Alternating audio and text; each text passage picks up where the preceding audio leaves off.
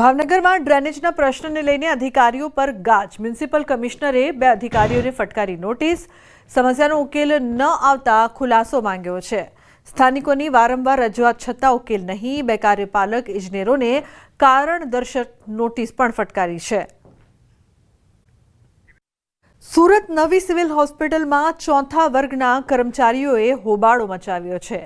Trauma સેન્ટરમાં 4થા વર્ગના મહિલા કર્મચારી અને દર્દીના સગા વચ્ચે બબાલ થઈ. સફાઈ કર્મચારી જ્યારે કચરા પોતા લગાવી રહ્યા હતા તે સમયે દર્દીના સગા વારંવાર ચાલતા હતા. મહિલા તેમને ટકોર કરી રહી હતી, જેથી રોષે ભરાઈ દર્દીના સગાએ મહિલાને માર માર્યો હતો. સાથે અપશબ્દો પણ કહ્યા હતા.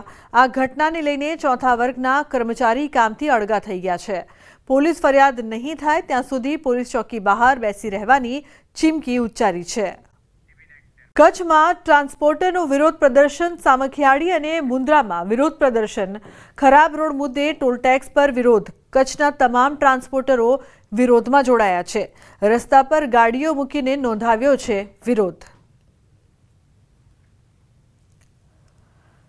કે છે ને કે ભેંસ ઉપર પાણી નાખીએ એ પાણી એક ટીપું પણ રહે નહીં, એવી રીતે આ નેશનલ હાઈવેના અધિકારીઓના આટલી વખત રજૂઆતો કરવા છતાં એ લોકોને કાંઈ મગજમાં વાત બેસી નહીં. ચોમાસા પહેલા પણ અમે અહીંયાના જે પીડી છે એને પણ સાથે રાખી અને આખા ટોટલ કચ્છના તૂટેલા રસ્તાઓનું અમે ડ્રોનથી સર્વે કરાવીને સીડીઓ આપી, વિડીયો આપ્યા. જ્યારે રોડ ઉપર પોતાની ગાડી ચલાવતો હોય તો ટોલ ટેક્સના નામે મોટા ટોલ ઉઘરાવવામાં આવે છે. આટલા કચ્છની અંદર આપણે જોઈએ તો લગભગ પર ડે 5 કરોડ જેટલું ટેક્સ ટોલ ઉપર ઉઘરાણી થાય છે.